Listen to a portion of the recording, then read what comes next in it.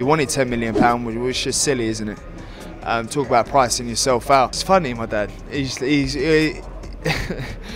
just go in there, yeah, let him know. Set a stand from the get-go. Hit 1-2, yeah, hit him hard as you can, yeah, throw the Are you ready to become a world champion? Of course I am. Spawn ready.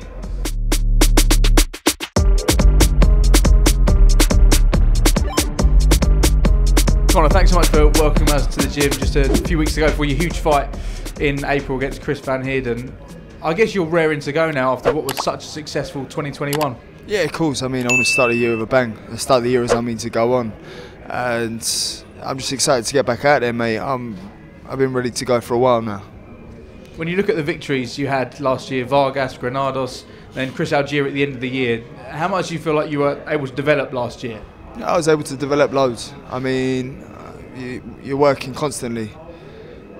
Off season, in season, out of camp, we're always working and trying to develop, trying to grow, trying to better myself every single time. You know, so I think it's important that we raise the bar every camp. I don't like staying static. If I can hit a new PB in S&C, sparring, track, whatever it may be, if I can hit a new PB at camp, for whichever one it is, I'm happy. It shows progression to me. What is the area of progress that you're most proud of that you made in the last 12 months or so? I really can't say because it's been so drastic across the board. From different challenges being presented, sparring southpaws, and really coming used to them. And there's so many different areas I've progressed on that I can't really pinpoint it. I'm just happy with the progression I made across the board, across the track times, across my S&C, across sparring, across my boxing IQ. We're forever growing. Let's go back to that victory over Chris Algieri. Did it feel like a statement win for you? Yeah, it did. It's probably one of the best knockouts yet of my career, in my opinion. I feel like I'm coming into my strength. Going by I'm only 25, so there's a lot more left to come. What did you take from that overall experience, headlining in Liverpool, and the nature of the victory? Because I'm sure you didn't feel the way, but some people said it was a 50-50 fight, maybe 60-40 Benn, but you dealt with Chris Algieri pretty comfortably. These fights, I plan on making these fights look exactly like the fights they're supposed to be. And people say they're banana skins, or people say they are risky fights. Every fight's a risk at this level, don't get me wrong, but I prepare for whoever it is in front of me as if it's my world title fight. And you can't afford to take your eye off the ball, you can't afford to slip, you can't afford to overlook. And that's when they become banana skins. So, you know, I take Chris Heerden very seriously, same way I took Algieri seriously, Granados, Vargas, Formella. I take them all seriously, they're all my world title fights. In the days that followed that fight against Chris Algieri in December, a lot of talk from Eddie Hearn about a potential fight against Adrian Broner. But then it moved on to a potential fight with Kell Brook. Is that one that you really wanted? Listen, I'll fight anyone. Do you know what I mean? I'm about progression in my career. I believe there was talks with Kell Brook's team. They were in negotiations, hence the delay of announcement of my fight. But I'm not going to wait around for anyone. I think you said that he turned down £10 million. I mean, he wanted £10 million. He wanted £10 million, which was just silly, isn't it? Talk about pricing yourself out. And when I realised we were that far away from the numbers, I was like, listen, scrap that fight. I ain't waiting for negotiations. If it's going to happen, is it not? Give me Heerden and let's get that locked in. He was always at the forefront of my mind. You know, people get distracted when there's big fights on the line elsewhere. My full focus was on Heerden. You're right. It was Kell that said he wanted £10 million rather than you offering it. I think that would have been quite ambitious at the time for Kell to get that. And then the offer Eddie Hearn suggested was made to Amir as well, and he didn't take it. This was before the Brook fight. So, yeah, this was before the Brook fight. But I think Khan's team had been in touch again. So, listen, I don't need them. You know, if they want to fight each other, or if he wants to fight Junior, or if he wants to fight, you lot crack on. It don't really bother me. Do you know what I mean? I'm on my own path and I'm on my own trajectory. I don't need to worry about what they're doing. You know, I've got a long career ahead of me, plenty of big nights. So, you know, if I fight one of them, I'd love to, because it's idols to rivals. But listen, that matter, it is what it is. What will be will be. What's for me won't pass me. Do you think they should fight again, the pair of them? Nah. And if Khan does fight Brook, it's only because of one thing, and that's greed. How do we get to Chris Van Heerden as your next opponent? Obviously, just fought Jaron Boots Ennis, lost on a technical draw. Well, went technical draw. Former world champion, Southpaw. He's been asking for the fight for a while. So I mentioned the name to my team, and they were happy with the fight. So I think there was a list of 5 opponents that 3 or 4 couldn't do. So we said, yeah, we'll fight Southpaw. It's all about the progression of the career and growing. I was going to say, is that important for you in your evolution as a boxer, taking on a southpaw and dealing with a southpaw? Most definitely. He definitely presents different struggles to anyone else that I fought, but they're all going to at this level.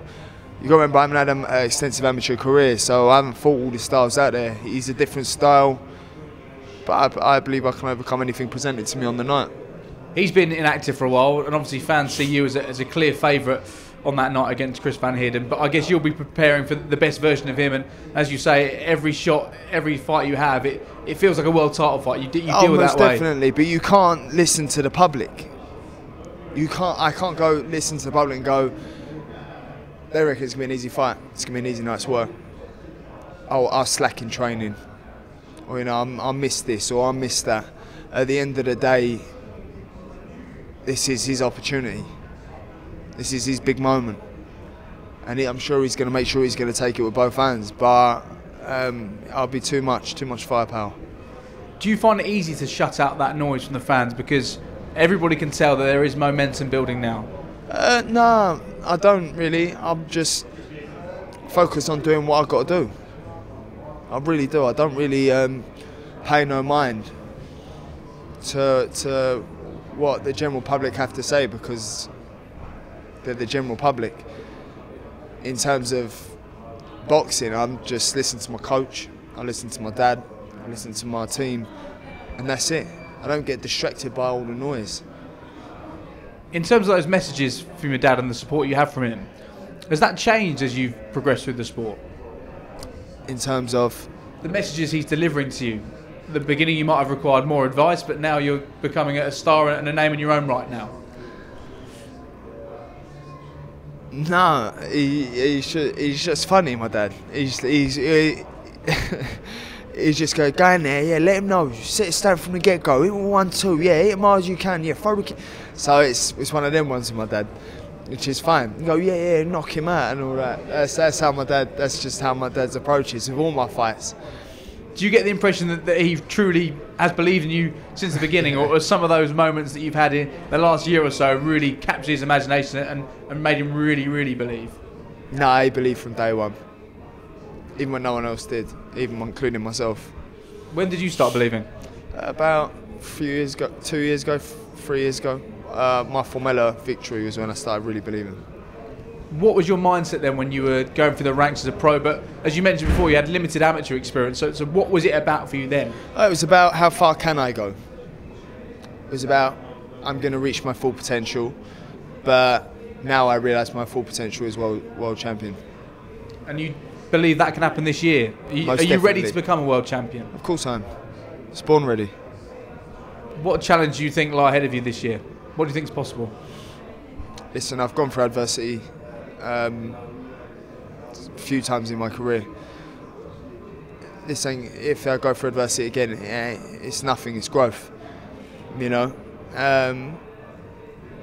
I'm prepared for whatever boxing presents to me. I'm prepared for what life throws at me. You know, I don't just fight inside the ring, I fight outside the ring. So I'm prepared for whatever comes my way. We all go through something in life. We all do. And this is boxing related as well. We all go through something. Whether it's adversity in the ring, whether you've got to get up off the deck, you always have to fight back. You can't just roll over and lay down. And that's my mindset outside the ring as well as inside the ring. Don't get me wrong, life can hit you hard. How funny is that? My song just come on. It's my ring walk song. Yeah. So life can present different struggles to you. Life can hit you hard, and you just got to get back up and keep it moving. When you look at your professional record, 20 wins, no defeats. You speak about adversity there. Is there adversity that you feel you faced in the last few years that haven't been inside the ring? Yeah, loads. What sort of things have challenged you? Loads, man. I challenge myself. You know, there's loads of things. Life itself, you know. Life ain't always easy, is it? And even when you look at someone, you go, yeah, you got everything. Or when I used to go to my dad, he used to go, yeah, money don't bring you happiness. I go, yeah, all right, mate, that's only because you got it. It's only because you got it.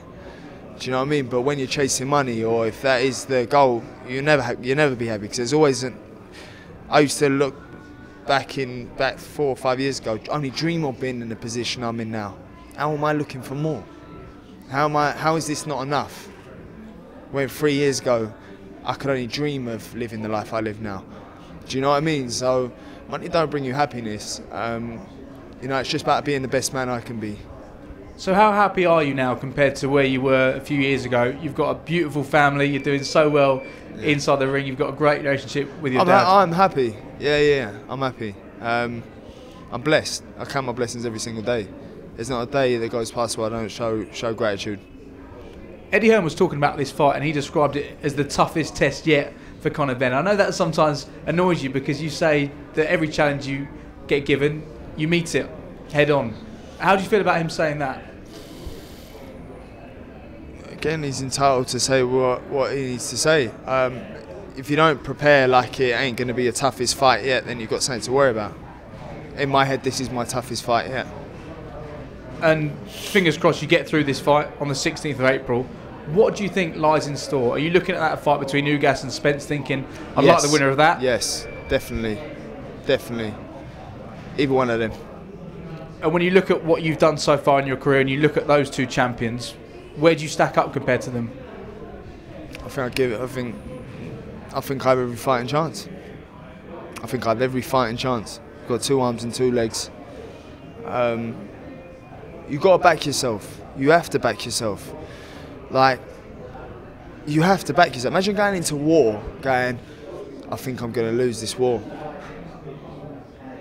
Bearing in mind, you've been training for 6 years for this one moment. I've been training for 6 years for this. It's not, I don't train for one fight, for one camp. This is building and building and building for the 6 years. For me to just go to you, where do you stack yourself against them, Conor? I'm not sure. I don't think I can win. I'm in the wrong game, you know. But then people go, oh, Corey's a bit arrogant. Well, no, but mate, what am I supposed to do? What, you want me to go in the ring going, oh, I'm not sure. I think I could lose this fight. No, it's not the right mindset to have. And speaking about mindset, has your mindset towards losing changed? Because I spoke to you, it must have been 3 or 4 years ago, I think you were 9-0, and I asked you the question about do you fear defeat, and you said, it doesn't even enter my mind. What about now? I don't let it into my head, but I fear losing.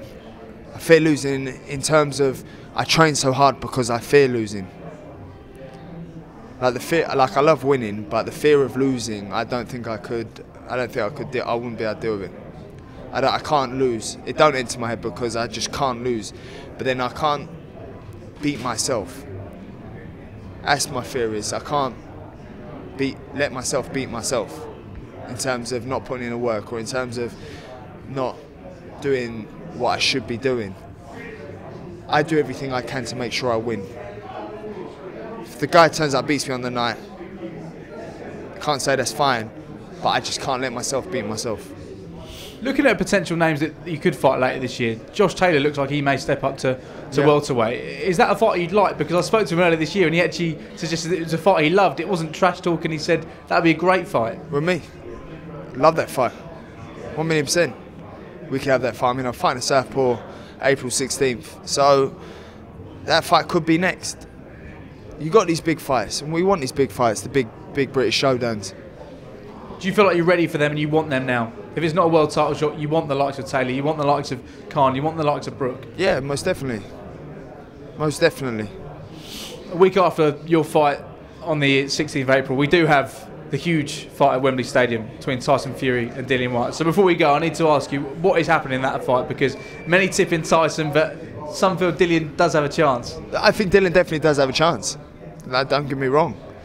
You got to remember the hard fights he's had with Wilder, but then White's been inactive. So it's like it's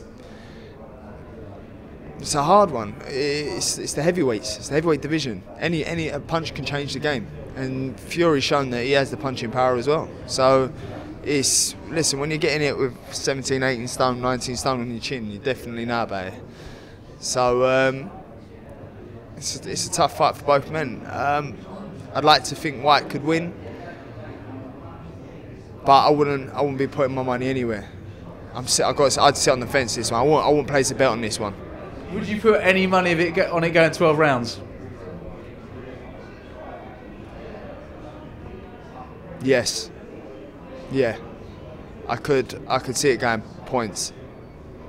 And if it is points, does it only go one way, or is there another way it could go?